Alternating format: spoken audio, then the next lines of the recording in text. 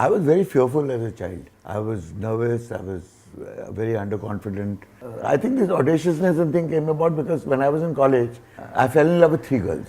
And people said, no, that's immoral, that's not good. But in my heart of hearts, when I asked myself, which one would you choose? I didn't want to choose any of them. I wanted all. And because I wanted all, I refused to choose. So I kept telling them lies and I kept firing them and doing whatever it was. Until one day I met them all at the same party. They all were invited to the same party. They all landed up. And they all talked to each other and they all bowed my band and I lost all of them in one shot. So then I decided, I said, there's no point telling lies. If you're going to have 3 girlfriends, then you may as well tell them the truth. And if they choose then to accept that, they'll accept it. If they don't accept it, they won't accept it. So that was the moment of truth. So I started telling all the women that I love you completely for that moment and time that I'm with you. But when I'm not with you, I love somebody else also with the same intensity. Now, it's something that I can't help. It's something that I used to ask myself and say, is that right? Is there something wrong with me? Is there something?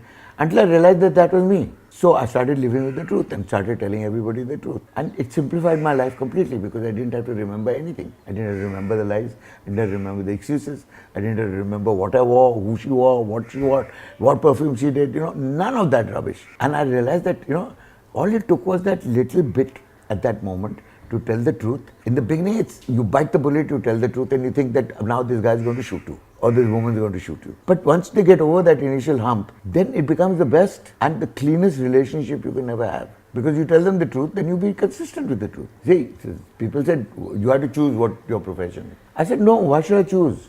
I want to do so many things in my life. So I'll do all of them. So they said, you'll never be able to do them properly. So I said, no.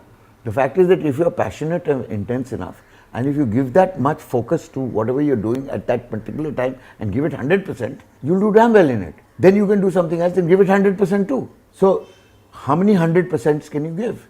I realized that it is infinite. It depends on you. So if you can fall in love with 3-4 women at the same time, you can fall in love with 3-4 professions at the same time. The professions can't be a profession. You see, I also discovered that I was incapable of doing any work. The moment anything smacked of work, I would get bored and I would lose perspective and I would want to get the hell out of that. So I decided that all my hobbies would be my work. So filmmaking was a hobby, it became my passion.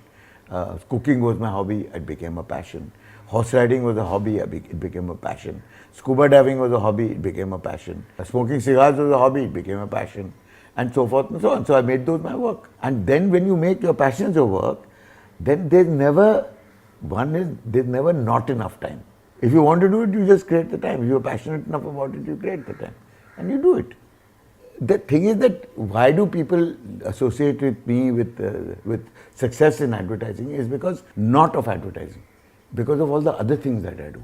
In advertising, they used to call me the enfant terrible that never grew up. And I think that's the most accurate description. I call myself a leprechaun. Okay, because I found that a leprechaun is an acceptable bandwidth of between wicked, funny, truthful, gifted, insightful and perceptive.